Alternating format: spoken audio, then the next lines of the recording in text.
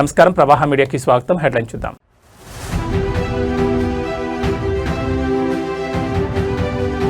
అర్ధరాత్రి దొంగల్లా వచ్చి గద్దె కూల్చారు. కాంగ్రెస్ పై బీఆర్ఎస్ నేతల సంచలన ఆరోపణలు.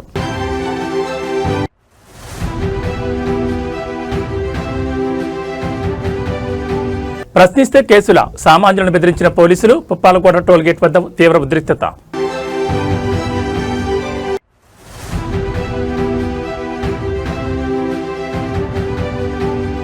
పెట్రోల్ కోసం కిలోమీటర్ల మేర క్యూలు. బెజవాడలో ఇంధన కష్టాలు పరాకాష్ట.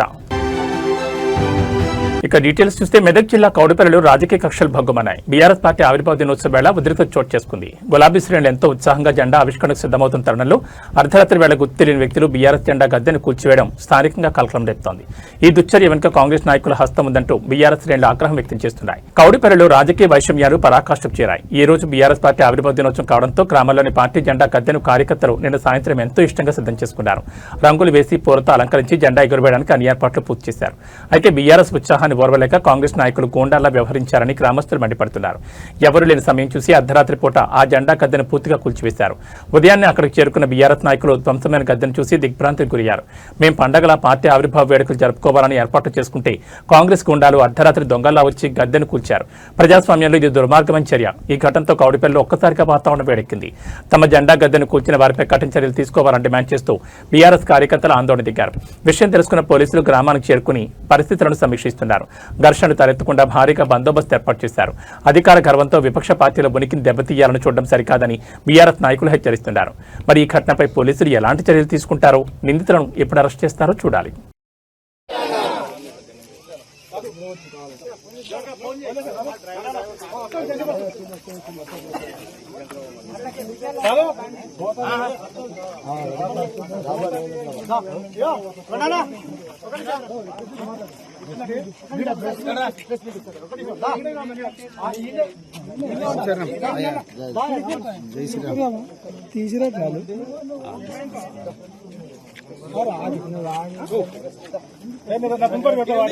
తెలంగాణ రాజకీయ ముఖ చిత్రాన్ని మార్చేసిన చారిత్రాత్మక ఘట్టానికి నేటితో 5 ఏళ్లు. దశాబ్దాల అణచివేత, దగాపడ్డ బతుకులు, వీటన్నిటికీ విముక్తి ప్రసాదించేందుకు సరిగ్గా 25 ఏళ్ల క్రితం ఇదే రోజున ఒక విప్లవం పురుడుపోసుకుంది. కొండా లక్ష్మణ్ బాపూజీ నివాసం జలదృశ్యం వేదికగా కేసీఆర్ ఎగరవేసిన గులాబీ జెండా నేడు కోట్లాది మంది తెలంగాణ ప్రజల ఆత్మగౌరవ ప్రతీకగా మారింది. ఆ ప్రస్థానంపై ప్రత్యేక కథనం.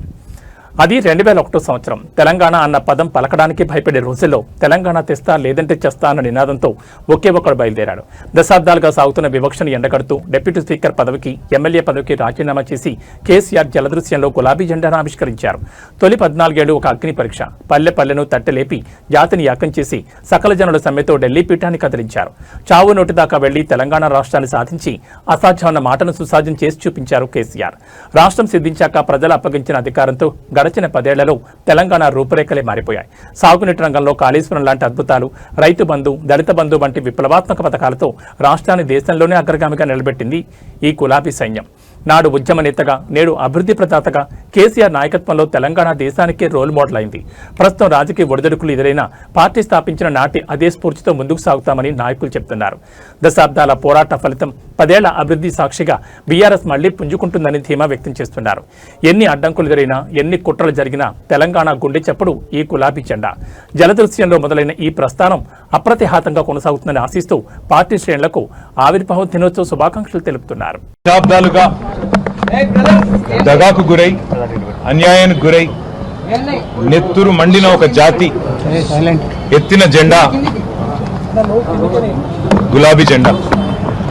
సరిగ్గా 25 సంవత్సరాల కిందట త్యాగాల పునాదుల మీద ఆనాడు తనకు అప్పుడున్న పార్టీ ద్వారా సంక్రమించిన డిప్యూటీ స్పీకర్ పదవికి, శాసన సభ్యత్వానికి, అట్లాగే పార్టీలోని రాష్ట్ర బాధ్యతలకు అన్నిటికీ కూడా గుడ్ బై చెప్పి తెలంగాణ రాష్ట్రం ఏర్పడితేనే, ఒక స్వీయ రాజకీయ శక్తిగా తెలంగాణ ప్రజలు ఎదిగితేనే ఈ ప్రాంత సమస్యలకి చరమగీతం పాడొచ్చు, శాశ్వతంగా ఈ ప్రాంతం గతంలో ఏదైతే సిరి సంపదలతో తొలతూగిందో అట్లా మళ్ళీ ఉద్భవించవచ్చు అనే ఆలోచనతో పెద్దలు కేసీఆర్ గారు ఆనాడు 25 వసంతాల కిందట పార్టీని ఏర్పాటు చేసి కొండా లక్ష్మణ్ బాపూజీ గారు ఇచ్చిన ఆశ్రయం జలదృశ్యంలో జెండా ఎత్తిన విషయం మీకు తెలుసు. మరి 25 సంవత్సరాల్లో ఒక అరుదైన చరిత్ర కలిగిన పార్టీ బీఆర్ఎస్ పార్టీ. మొదటి 14 ఏళ్లు తన పోరాటంతో తెలంగాణ ప్రజలను ఐక్యం చేసి తెలంగాణ జాతిని మొత్తంగా ఎక్కడికక్కడ లక్షల సంఖ్యలో సమీకరిస్తూ వారికి తెలంగాణ రాష్ట్ర ఏర్పాటు ఆవశ్యకతను బోధిస్తూ అంబేద్కర్ గారు చెప్పిన విధంగా బోధించు, సమీకరించు, పోరాడు అన్నట్టుగా అడుగడుగున పోరాటాలు చేస్తూ ఢిల్లీ మెడలు వంచిన పార్టీ ఈ గులాబీ జెండా పార్టీ, ఈ బీఆర్ఎస్ పార్టీ. 10 ఏళ్ల పాటు ప్రజలు అధికారం ఇస్తే మరి ఒక బాధ్యతగా భావించి రాష్ట్రం సాధించిన పార్టీకే ప్రజలు బాధ్యతనివ్వడాన్ని ఒక గౌరవంగా భావించి రాష్ట్రాన్ని అగ్రభాగాన 10 ఏళ్ల తన పరిపాలనలో నిలబెట్టిన నాయకుడు మహానాయకుడు కేసీఆర్ గారు. అట్లా నడిపిన పార్టీ బీఆర్ఎస్ పార్టీ. అదేవిధంగా గత 2.5 సంవత్సరాలుగా ఈ దుర్మార్గ అరాచక పాలనకు వ్యతిరేకంగా తెలంగాణలోని కోట్లాది మంది అణగారిన వర్గాల తరపున, అణగారిన ప్రజల తరపున ఇవాళ వారి గొంతుకై నిలుస్తున్నది బీఆర్ఎస్ పార్టీ.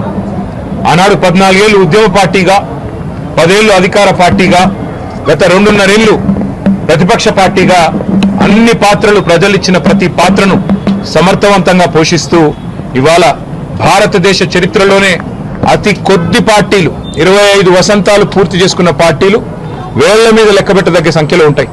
ఆ కోవన చేరింది బీఆర్ఎస్ పార్టీ కేసీఆర్ గారి నాయకత్వంలో. మళ్ళీ ఒకసారి ఈరోజు పునరంకితం అవుతున్నాం. ఖచ్చితంగా తెలంగాణ ప్రజలకు ఒక స్వీయ రాజకీయ అస్తిత్వం ఉండాలి అని ప్రొఫెసర్ జయశంకర్ గారు ఎప్పుడు ఏదైతే చెప్తా ఉండేవారో, ఎట్టి పనికైనా మట్టి పనికైనా మనవాడే ఉండాలని చెప్తా ఉండేవారో, అట్లాగే మళ్ళీ పునరంకితం అవుతాం. తెలంగాణను కాపాడడానికి, తెలంగాణలోని ఈ అరాచక కాంగ్రెస్ బీజేపీల నుండి తెలంగాణను మళ్ళీ ఒకసారి పట్టాలు ఎక్కించడానికి కేసీఆర్ గారి నాయకత్వంలో అందరం సమిష్టిగా ఐక్యంగా పోరాటం చేస్తాం. తప్పకుండా 2028వ సంవత్సరంలో తిరిగి మళ్ళీ తెలంగాణ రాష్ట్రానికి కేసీఆర్ గారిని ముఖ్యమంత్రి చేసేదాకా మేమందరం కూడా ఆయన సైనికులుగా, తెలంగాణ ప్రజల ప్రతినిధులుగా, తెలంగాణ బలంగా, బలగంగా, తెలంగాణ దళంగా కలిసికట్టుగా కదం తొక్కుతాం. తప్పకుండా తెలంగాణకి మళ్ళీ ఒకసారి పునరంకితం అవుతాం. ఈ పవిత్ర రోజున, పార్టీ ఆవిర్భవించిన ఈ పవిత్ర రోజున, 25 వసంతాలు పూర్తి చేసుకున్న ఈ రోజున తప్పకుండా మాకు మరింత ఉత్సాహం, మరింత ఉత్తేజం ఇవ్వడానికి మా నాయకుడు కేసీఆర్ గారు ఇప్పుడు మధ్యాహ్నం 2 గంటలకి రాబోతా ఉన్నారు. వారి రాక కోసం, వారి దిశానిర్దేశం కోసం తెలంగాణలోని లక్షలాది మంది గులాబీ దండు ఎదురు చూస్తా ఉన్నారు. ఈ సందర్భంగా వారికి కూడా నేను హృదయపూర్వకంగా 25 ఏళ్లుగా ఎత్తిన జెండా దించకుండా పోరాడుతున్న ప్రతి కార్యకర్తకి, ప్రతి నాయకుడికి, ప్రతి అభిమానికి, ప్రతి కేసీఆర్ సోదరుడికి, సోదరికి, సోషల్ మీడియాలో కూడా మా తరపున ఉధృతంగా పనిచేస్తున్న సోషల్ మీడియా వారియర్లకు, మాకు అండగా నిలబడ్డ జర్నలిస్టు మిత్రులకు, కవులు, కళాకారులకు, ఉద్యమంలో మొదటి నుండి ఆయువు పట్టుగా నిలిచిన మా విద్యార్థి సోదరులకు, అట్లాగే తెలంగాణ సాధనలో కీలకంగా పనిచేసిన ఉద్యోగులకి, అట్లాగే తెలంగాణ సాధనలో కీలకంగా పనిచేసిన మా న్యాయవాద మిత్రులకి, ప్రతి వర్గానికి, సబ్బండ వర్గాలకు, సకల జనులకు శిరస్సు వంచి ఇవాళ తెలంగాణ సాధనకు తోడ్పడ్డ ప్రతి ఒక్కరికి, కేసీఆర్ గారితో నడిచిన ప్రతి ఒక్కరికి హృదయపూర్వక వినమ్ర ధన్యవాదాలు తెలియజేసుకుంటూ ఈ సందర్భంగా మళ్ళీ పునరంకితం అవుతూ పునరుత్తేజంతో ముందుకు పోతామని తెలియజేస్తారు. ఉత్తరప్రదేశ్లోని హార్దోయ్లో ఒక ప్రైవేట్ స్కూల్ ప్రిన్సిపల్ విచక్షణ మరిచి ప్రవర్తించారు. విద్యాబుద్ధులు నేర్పాల్సిన స్థానంలో ఉండి ఒక తండ్రి పట్ల అత్యంత దురుసుగా ప్రవర్తించిన తీరు ఇప్పుడు సోషల్ మీడియాలో సెన్సేషన్ గా మారింది. కేవలం బయట పుస్తకాలు కొన్నారన్న చిన్న కారణంతో ఆ ప్రిన్సిపల్ చేసిన హంగామా అంతా ఇంత కాదు. స్కూల్ అన్నాక క్రమశిక్షణ ఉండాలి, కానీ అది కేవలం విద్యార్థులకేనా, ప్రిన్సిపల్ కు వర్తించదా? హార్దోయ్ Sunbeam school principal Mamata Mishra వ్యవహారం చూస్తుంటే ఇదే అనిపిస్తోంది. స్కూల్ సిండికేట్ ను కాదని తన బిడ్డ కోసం నోట్బుక్స్ ను బయట కొన్నందుకు ఒక తండ్రిపై ఆమె విరుచుకుపడ్డారు. తండ్రి ప్రశ్నిస్తుంటే సమాధానం చెప్పాల్సింది పోయి షటప్, గెట్అవుట్ అంటూ గట్టిగా అరుస్తూ అప్సభ్యంగా ప్రవర్తించారు. అంతేకాదు, అంతటితో కాకుండా సదరు విద్యార్థిని స్కూల్ నుండి తీసేస్తానని, టీసీ ఇచ్చి పంపేస్తానని బెదిరింపులు దిగారు. విద్యను వ్యాపారంగా మార్చేసి తల్లిదండ్రులను దోచుకుంటున్నారని విమర్శలు వెల్లువెత్తున్నాయి. ఇలాంటి అహంకారపూరితమైన ప్రిన్సిపల్పై విద్యాశాఖ కఠిన చర్యలు తీసుకోవాలని, స్కూల్ గుర్తింపు రద్దు చేయాలని డిమాండ్ చేస్తున్నారు. ఒక సామాన్యుడు తన స్తోమతను బట్టి బయట పుస్తకాలు కొనుక్కునే హక్కు కూడా లేదా? విద్యా సంస్థలు విజ్ఞానాన్ని పంచాలా లేక ఇలా మాఫియాలా వ్యవహరించాలా అన్నది ఇప్పుడు ప్రశ్నార్థకంగా మారింది. మరి అధికారులు స్పందించి బాధితులకు న్యాయం చేస్తారో లేదో చూడాలి.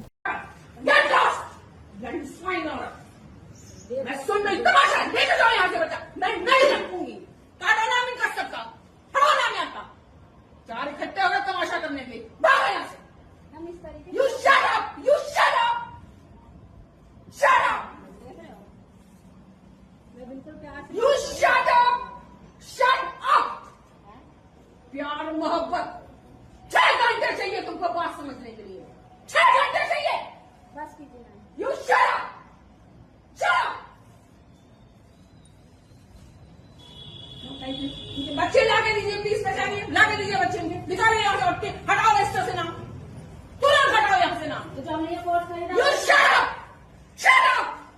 खरीदा।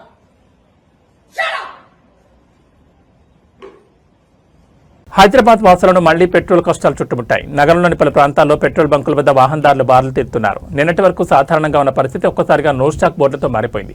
డీజిల్ దొరకడం గగనంగా మారగా మరికొన్ని చోట్ల కేవలం ప్రీమియం పెట్రోల్ మాత్రమే అందుబాటులో ఉండడం ఆందోళన కలిగిస్తోంది. అసలు ఈ కొరత కారణం ఏంటి? ప్రభుత్వం ఏమంటోంది? భాగ్యనగరంలో పెట్రోల్ సెగలు మళ్లీ మొదలయ్యాయి. గత కొన్ని రోజులుగా పశ్చిమాసియాలో నెలకొన్న ఉద్రిక్తతల నేపథ్యంలో ముడి చమురు ధరలు పెరుగుతాయని, సరఫరా నిలిచిపోతుందని ప్రచారంతో ప్రజలు ఆందోళనకు గురవుతున్నారు. దీనికి తోడు పొరుగు రాష్ట్రమైన ఆంధ్రప్రదేశ్లోని పలు జిల్లాల్లో ఇంధన కొరత ఉందన్న వార్తలు హైదరాబాద్ వాసులను అప్రమత్తం చేశాయి. ఆదివారం సాయంత్రం నుంచే జేఎన్టీయూ, బాలానగర్, మూసాపేట్ వంటి రద్దీ ప్రాంతాల్లోని బంకుల వద్ద కిలోమీటర్ల మేర క్యూ లైన్లు కనిపించాయి. చాలా చోట్ల డీజిల్ నో స్టాక్ బోర్డులు దర్శనమిస్తుండటంతో లారీలు, ట్రాక్టర్లు రోడ్డుపైన నిలిచిపోయాయి. నిజానికి చమురు కంపెనీల నుంచి సరఫరాలో చిన్నపాటి జాప్యం జరిగినప్పటికీ ప్రజలు ఒక్కసారిగా ఫుల్ ట్యాంక్ చేయించుకోవడానికి ఎగబడడంతో ఉన్న స్టాక్ కాస్త త్వరగా అయిపోతోంది. పరిస్థితి మంగళవారం నాటికి చక్కబడుతుందని అధికారులు ధీమా వ్యక్తం చేస్తున్నారు. మరికొన్ని గంటలు ఓపిక పడితే ఈ క్యూ లైన్ల తిప్పలు తప్పుతాయని చెప్పొచ్చు.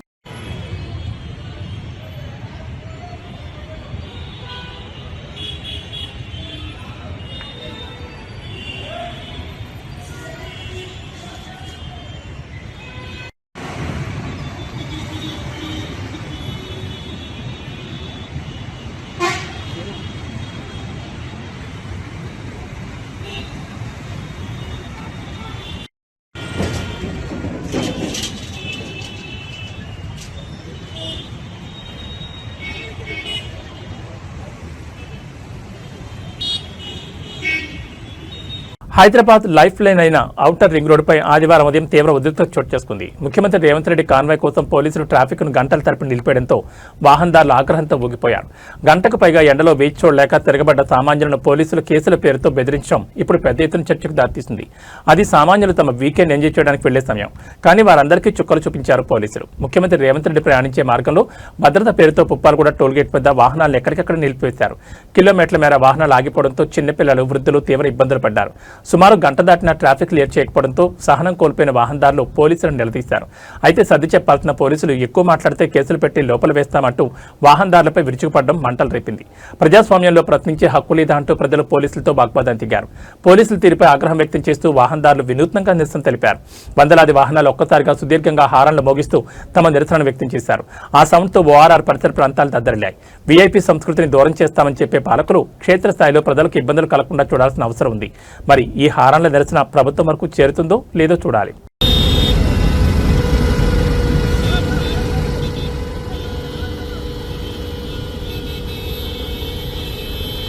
సీఎం వస్తున్నాను గట్టతే పాపర్లా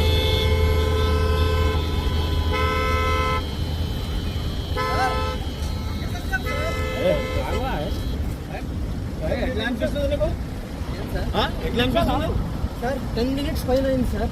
ఆగాలి ఎవరి కోసం ఏంటి సార్ ఆగాలి? ఆగాలంటే ఆగాలి. మళ్ళీ ఆగాలి సార్. సీఎం సార్ వస్తుండు. మళ్ళీ ఎంతసేపు ఆపుతారు సార్ సీఎం సార్కి? 2 నిమిషాలు ఆపొద్దు, 3 నిమిషాలు ఆపొద్దు, 5 నిమిషాలు ఆపొద్దు, పావు గంట పైన అయింది ఆపి. బయలుదేరింది. ఇలా వేరే ఊరికి వెళ్ళి వస్తుంటే ఆపుతారంట. సండే రోజు ఆఖరికి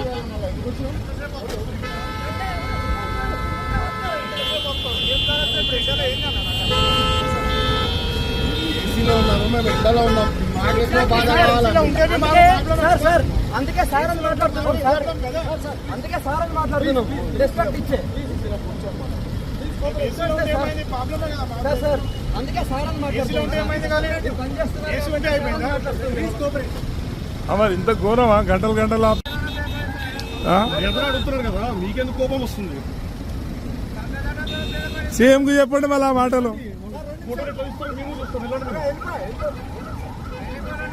ఎంతసేపు సార్ కోఆపరేట్ కనిపిస్తున్నాయి. ఎన్ని వెహికల్స్ ఆపేస్తున్నారు మీరు?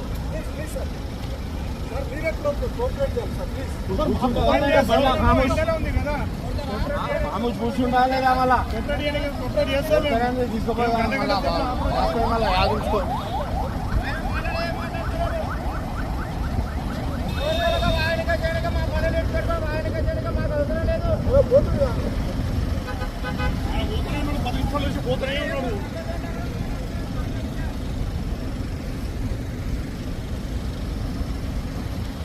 మహబూబాబాద్ జిల్లా తొర్రూరులో మొక్కజొన్న రైతులు కన్నెర చేశారు. విత్తనం వేసిన దగ్గర నుంచి పంట పండించే వరకు అష్టకష్టాలు పడ్డ అన్నదాతలకు ఇప్పుడు అమ్ముకునేందుకు చుక్కలు కనిపిస్తున్నాయి. కొనుగోలు కేంద్రం ప్రారంభించి 15 రోజులు అవుతున్నా ఒక్క గింజ కూడా కొనకపోవడంతో రైతులు రోడ్డెక్కారు. ఎమ్మెల్యే యశస్విని రెడ్డి నియోజకవర్గంలో నెలకొన్న ఈ ఉద్రిక్త పరిస్థితులపై అట్టహాసంగా ప్రారంభోత్సవాలు తెర తీస్తే అంతా తుస్సు. మహబూబాబాద్ జిల్లా తొర్రూరు వ్యవసాయ మార్కెట్లో పరిస్థితి ఇలాగే ఉంది. సరిగ్గా 15 రోజుల క్రితం స్థానిక ఎమ్మెల్యే యశస్విని రెడ్డి స్వయంగా వచ్చి కొబ్బరికాయ కొట్టి మొక్కజొన్న కొనుగోలు కేంద్రాన్ని ప్రారంభించారు. ఎమ్మెల్యే వచ్చారు కదా, ఇక తమ కష్టాలు తీరతాయని భావించిన రైతులకు నిరాశ మిగిలింది. పక్షం రోజులు గడుస్తున్నా కొనుగోలు ప్రారంభం కాకపోవడంతో రైతులు ఆగ్రహం వ్యక్తం చేస్తున్నారు. పంటను మార్కెట్కు తీసుకొచ్చి రోజుల తరబడి నిరీక్షిస్తున్నామని, వాతావరణం మారుతుండటంతో పంట పాడయ్యే ప్రమాదం ఉందని ఆందోళన చెందుతున్నారు. రైతులు ప్రధాన రహదారిపై బైఠాయించి రాస్తారోకో చేయడంతో కిలోమీటర్ల మేర వాహనాలు నిలిచిపోయాయి. సమాచారం అందుకున్న పోలీసులు, మార్కెట్ అధికారులు అక్కడ చేరుకుని రైతులకు నచ్చజెప్పే ప్రయత్నం చేశారు. అయితే కొనుగోలు మొదలయ్యే వరకు కదలేదు లేదని రైతులు భీష్మించుకోవడంతో అక్కడ ఉద్రిక్త వాతావరణం నెలకొంది. పాలకులు హామీలు ఇవ్వడం కాదు, అవి క్షేత్రస్థాయిలో అమలవుతున్నాయో లేదో చూసుకోవాల్సిన బాధ్యత కూడా వారిపైనే ఉంది. మరి ఎమ్మెల్యే యశస్విని రెడ్డి స్పందించి ఈ సమస్యను పరిష్కరిస్తారో లేదో చూడాలి.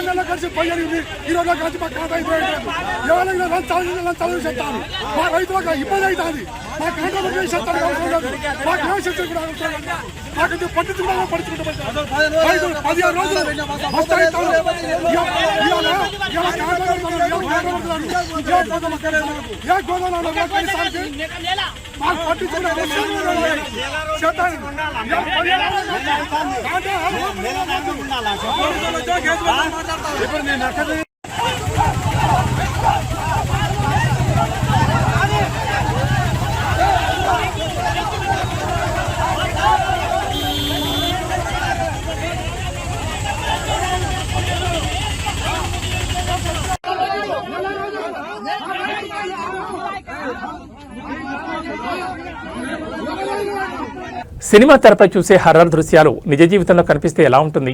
రాజస్థాన్లోని రావత్ బటా ప్రభుత్వ ఆసుపత్రిలో అలాంటి ఘటన చోటు చేసుకుంది. అనారోగ్యంతో చికిత్స పొందుతున్న ఒక 14 ఏళ్ల బాలిక ప్రవర్తన చూసి తోటి రోగులు, ఆసుపత్రి సిబ్బంది వణికిపోయారు. ఒక్కసారిగా ఆ బాలిక గోడలు ఎక్కుతూ వింత శబ్దాలు చేయడంతో అక్కడి వాతావరణం భయానకంగా మారింది. రాజస్థాన్లోని చిత్తూర్గఢ్ జిల్లా రావత్ బటా ఆసుపత్రిలో చోటు చేసుకున్న ఈ దృశ్యం ఇప్పుడు సోషల్ మీడియాలో ప్రకంపనలు సృష్టిస్తోంది. జ్వరం, నీరసంతో అడ్మిట్ అయిన 14 ఏళ్ల బాలిక మధ్యాహ్నం సమయంలో ఒక్కసారిగా వింతగా ప్రవర్తించడం మొదలుపెట్టింది. చూస్తుండగానే అమాంతం పైకి లేచి వార్డు గోడలను పాకుతూ పైకెక్కే ప్రయత్నం చేసింది. అంతేకాదు, ఎవరూ గుర్తుపట్టలేని విధంగా అత్యంత భయంకరమైన శబ్దాలు చేస్తూ అరవడంతో వార్డులోని ఇతర రోగులు ప్రాణభయంతో బయటకు పరుగులు తీశారు. ఆమెను ఆపేందుకు ప్రయత్నించిన కుటుంబ సభ్యులకు సైతం ఆ బాలిక దొరకకపోవడం గమనార్హం. అయితే గ్రామీణ ప్రాంత ప్రజలు మాత్రం ఇది ఏదో చేతబడి లేదా దెయ్యం పట్టిన ప్రభావం నమ్ముతున్నారు. ఏది ఏమైనా ఆసుపత్రి వార్డులో బాలిక గోడలు ఎక్కుతున్న వీడియో ఇప్పుడు ఇంటర్నెట్లో హాట్ టాపిక్గా మారింది.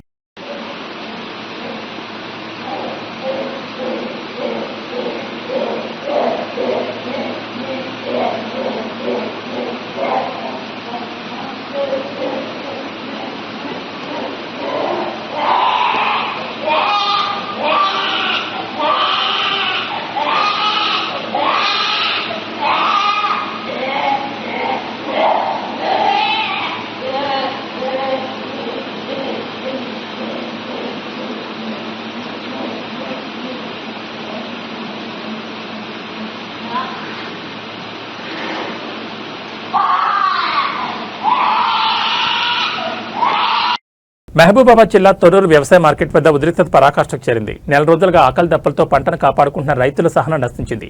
తమ గోడు వినాల్సింది పోయి కేసులు పెడతామంటూ పోలీసులు బెదిరింపులకు దిగడంతో అన్నదాతలు తీవ్రస్థాయిలో ఆగ్రహం వ్యక్తం చేశారు. మమ్మల్ని చంపేస్తారా, అయితే చంపండి అంటూ పోలీసులను నిలదీస్తూ రైతులు తిరగబడడంతో అక్కడ యుద్ధ వాతావరణం నెలకొంది. తొర్రూరు మార్కెట్ యార్డ్ వేదికగా అన్నదాతల ఆక్రందనలు మిన్నంటున్నాయి. చేతికొచ్చిన పంటను అమ్ముకోవడానికి నెల రోజులుగా మార్కెట్ గడపపైనే రైతులు నిరీక్షిస్తున్నారు. వానాకాలం వస్తుండటంతో పంట పాడైపోతుందన్న భయంతో రోడ్డెక్కిన రైతులపై పోలీసులు వ్యవహరించిన తీరు మంటలు రేపింది. నిరసన తెలుపుతున్న రైతులను పోలీసులు తమ ఫోన్లలో వీడియోలు తీస్తూ అందరిపై కేసులు పెట్టి లోపల వేస్తాం, ఆందోళన విరమించకపోతే పరిణామాలు తీవ్రంగా ఉంటాయంటూ బెదిరింపులకు దిగారు. దీంతో ఒక్కసారిగా రైతులు పోలీసులపైకి దూసుకెళ్లారు. నెల రోజులుగా ఇక్కడ తిండి తిప్పలు లేకుండా పడి ఉన్నాం, అధికారులకు కనికరం లేదు, ఇప్పుడు మీరు వచ్చి కేసులు పెడతామంటారా? మమ్మల్ని కాల్చి చంపండి, అంతేకాని ఇలా బెదిరించకండి అంటూ ఆగ్రహం వ్యక్తం చేసిన రైతుల మాటలు రైతులు పోలీసుల తీరును నిరసిస్తూ చుట్టుముట్టడంతో పరిస్థితి అదుపు తప్పింది. ఒకవైపు పాలకుల నిర్లక్ష్యం, మరోవైపు అధికారుల ఉదాసీనతతో విసుగుపడిన రైతులు పోలీసుల బెదిరింపులకు భయపడే ప్రసక్తే లేదని తేల్చి చెప్పారు. శాంతియుతంగా సమస్యను పరిష్కరించాల్సింది పోయి రైతులను నేరస్తులా చూడడంపై సర్వత్రా విమర్శలు వ్యక్తమవుతున్నాయి. తొర్రూరులో గంటకు ఉత్కంఠ పెరుగుతోంది. రైతుల ఆగ్రహం చూసి పోలీసులు కాస్త వెనక్కి తగ్గినప్పటికీ కొనుగోళ్లు ప్రారంభమయ్యే వరకు కదలేదు లేదని అన్నదాతలు భీష్మించుకుని కూర్చున్నారు. ఉన్నతాధికారి జోక్యం చేసుకుని ఈ సమస్యను వెంటనే పరిష్కరించకపోతే పరిస్థితి మరింత దిగజారే అవకాశం ఉంది.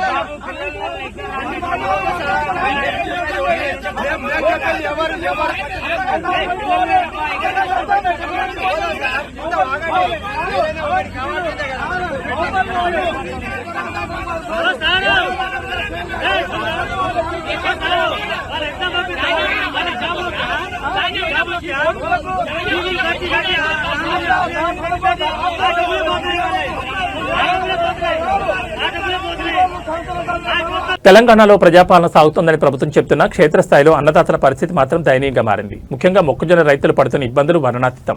నాగర్ కర్నూలు జిల్లా తాడూరు పిఎస్సిఎస్ కేంద్రం వద్ద రైతులు తమ వంతు కోసం రోజుల తరబడి నిరీక్షిస్తున్నారు. అక్కడ పరిస్థితి ఎంత దారుణంగా ఉందంటే మనుషులు ఉండలేక తమ చెప్పులను రాళ్లను లైన్లో పెట్టి ఎదురు చూడాల్సిన దుస్థితి నెలకొంది. అది ఒక ప్రభుత్వ కొనుగోలు కేంద్రం, కానీ చూస్తుంటే ఏదో శరణార్థి శిబిరంలా కనిపిస్తోంది. నాగర్ కర్నూలు జిల్లా తాడూరులో మొక్కజొన్న రైతులు పడుతున్న కష్టాలు చూస్తే ఎవరికైనా కన్నీళ్లు రాక మానవు. కొనుగోలు ప్రారంభం కాక అధికారులు పట్టించుకోక రైతులు రోడ్డుపైన నిద్రాహారాలు మానేసి పడిగాపులు కాస్తున్నారు. వందలాది మంది రైతులు రాత్రి వేళలో కేంద్రం మధ్య పడుకుంటున్నారు. ఎండకు ఎండుతూ వానకు తరుస్తూ తమ పంటను కాపాడుకుంటున్నారు. కనీసం గన్ని బ్యాగులు కూడా ఇవ్వడం లేదని అధికారులే వాటిని దొడ్డిదారిలో బ్లాక్ మార్కెట్ తరలిస్తున్నారని రైతులు తీవ్రస్థాయిలో ధ్వనిస్తున్నారు. ఇది ప్రజాపాలన కాదు, దొంగ పాలన. గత ప్రభుత్వంలో కనీసం పంట అమ్ముకోవడానికి ఇన్ని తిప్పలు పడలేదు. రోజుకు 100 మంది రైతులం ఇక్కడే తిండి లేకుండా పడుకుంటున్నాం. ఒక్క అధికారి కూడా వచ్చి మమ్మల్ని పలకరించలేదు. తాడూరు రైతుల ఆవేదన టోకెన్ల జారీలో జరుగుతున్న జాప్యానికి నిరసనగా రైతులు తమ చెప్పులను రాళ్లను వరుసలో పెట్టారు. మనుషులు నిలబడే ఓపిక లేక ఎలాంటి వినూత్న నిరసన దిగారు. వాతావరణం మారుతుండడంతో ఎప్పుడు వర్షం పడి పంట తడిసిపోతుందోనని ప్రాణ సంకటంలో ఉన్నారు. అన్నం పెట్టి అన్నదాతను ఇలా రోడ్డు మీద పడేయడం న్యాయమేనా అని రైతులు ప్రభుత్వాన్ని సూటిగా ప్రశ్నిస్తున్నారు.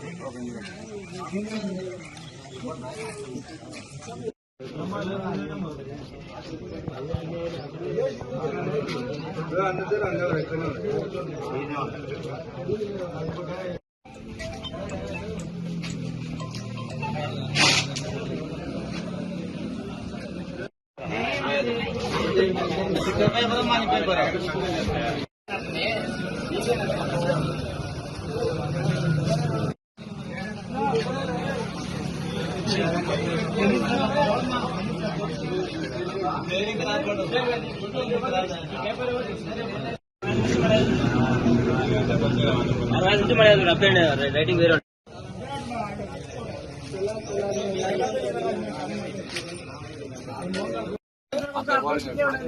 ఏ ఊరికి ఆ ఊరికి ఇవ్వాలి సంచులు. ఆ ఊరు ఇంద్రకాయలు అంటే ముసలి ఉంటాడు, బయటికి పోయి చచ్చిండు. ఈది బిల్ ఇచ్చే లాభం అది ఏ ఊరికి ఆవిడకి ఇస్తే 2 లారీలు ఒక ఊరు పంపించాం తీసుకుంటాం. ఊళ్ళో పెద్ద మంచి ఉంటే వాడు పెద్ద మంచి ఉన్నాడు, వాడే తెగప్ప మాకేం తెలుస్తుంది. దొంగతనం తీసుకోండి అంటే 500 సంచిస్తా ఉంటాడు. ఏం చేస్తాం పంటలు ఇచ్చేది ఈ అందుకు వచ్చే బ్రిడ్జికి వస్తే పక్కన రేటు కూడా రాదు. వాడు బయటకు వస్తే 500 అంటాడు, వీళ్ళు బయటకు వస్తే 600 అంటాడు.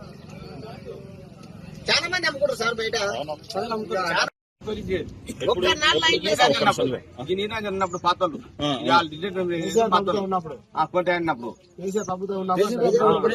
వాళ్ళు మంచిగా వేసేది. ఇద్దరు అయ్యారు ఇక్కడ అంటారు. ఇంతమంది ఒక్కనాడు కనిపించారు సార్. సంతలోకి వస్తే అప్పుడు సంతలు తీసుకొని వెళ్ళిపోయేది. 20 రోజులకి ఇట్లా ఉంది సంతలు ఉన్నప్పుడు ఏ ఊరు గ్రామాలకు ఆ గ్రామాలు కేసీఆర్ ప్రభుత్వం ఉన్నప్పుడు రైతు దానం కొనుక్కోవాలంటే ఊర్లో ఒట్టే దానం వండినప్పుడు సంచులు ఇచ్చేది, వాళ్ళే ఇచ్చేది. ఏ దానం వచ్చే వాళ్ళు కొనుక్కొని వాళ్ళే బస్టాండ్ తీసుకొని ఓటీపీ చేయించుకొని వాళ్ళే చేసేది రైతు. ఇప్పుడు అది లేదు. వచ్చి వేరే ఊర్లో వచ్చి తాడుల మండలంలో పడ్డాం. ఇచ్చి ఒక ఊరుకు ఒక మండలానికి ఇస్తే 10 ఊర్లు ఇస్తే ఎట్లుంటది. ఆ ఊరు ఎవరికి సపరేట్ ఉంటే ఆ ఊరికే ఉంటాం. ఎడ్లు పశువులు గోరాడుతున్నాయి ఎండ పూట నీళ్ళు లేక పోవలేదు. వస్తే ఆడలో ఇంటి తెంపుకొని పోయిందంటే ఊర్లో పడి పోయింది. ఏంది మా ప్రభుత్వం? 100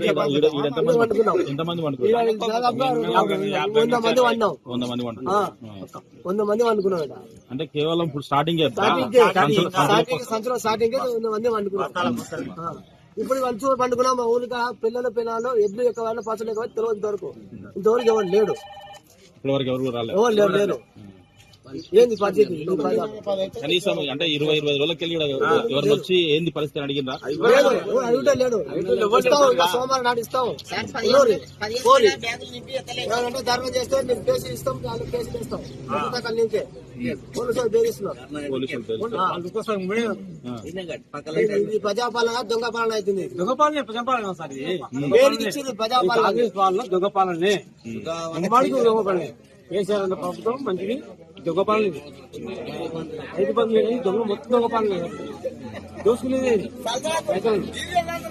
తెలంగాణ శాసనమండలిలో కొత్త అధ్యాయం మొదలైంది. సుదీర్ఘ నిరీక్షణకు తెరదించుతూ గవర్నర్ కోట ఎమ్మెల్సీలుగా ప్రొఫెసర్ కోదండరాం, అమీర్ అలీఖాన్ ఈ రోజు ప్రమాణ స్వీకారం చేశారు.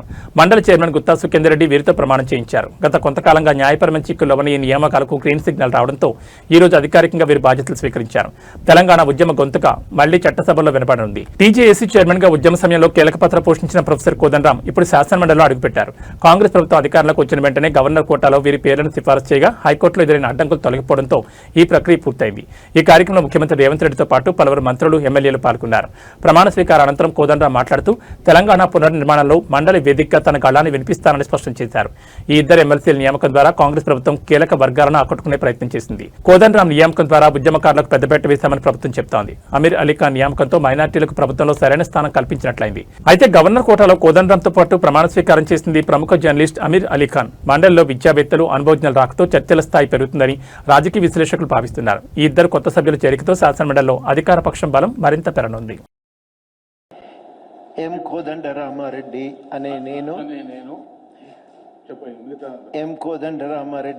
నేను శాసన పరిషత్తు సభ్యునిగా నామనిర్దేశం అయినందున శాసనం ద్వారా నిర్మితమైన భారత రాజ్యాంగం పట్ల నిజమైన విశ్వాసం, విధేయత చూపుతానని, భారతదేశ సార్వభౌమాధికారాన్ని, సమగ్రతను కాపాడుతానని, నేను స్వీకరించబోయే కర్తవ్యాన్ని శ్రద్ధాసక్తులతో నిర్వహిస్తానని పవిత్ర హృదయంతో ప్రతిజ్ఞ చేస్తున్నాను.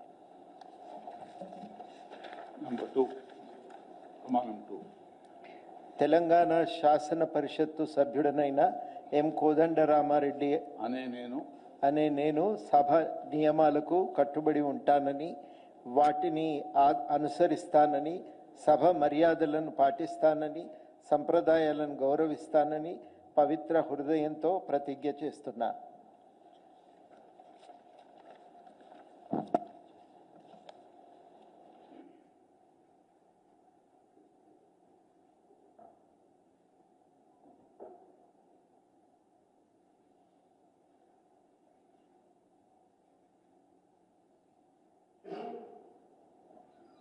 శ్రీ మహమ్మద్ అజీజుద్దీన్ అజారుద్దీన్ గారు.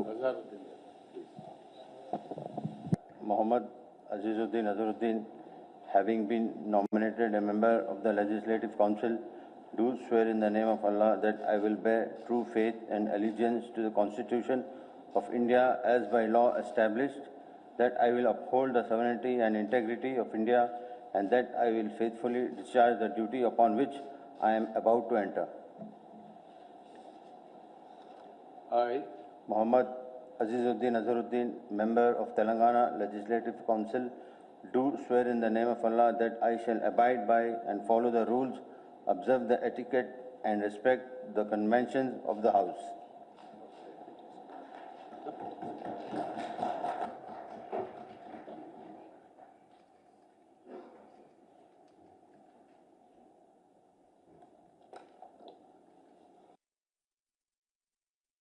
విజయవాడ నగరంలో పెట్రోల్ డీజిల్ కష్టాలు పరాకాష్ఠకు చేరాయి. నగర వ్యాప్తంగా వందలాది బంకుల వద్ద నో స్టాక్ పోర్టు దర్శనమిస్తుండటంతో వాహనదారులు తీవ్ర ఆందోళన చెందుతున్నారు.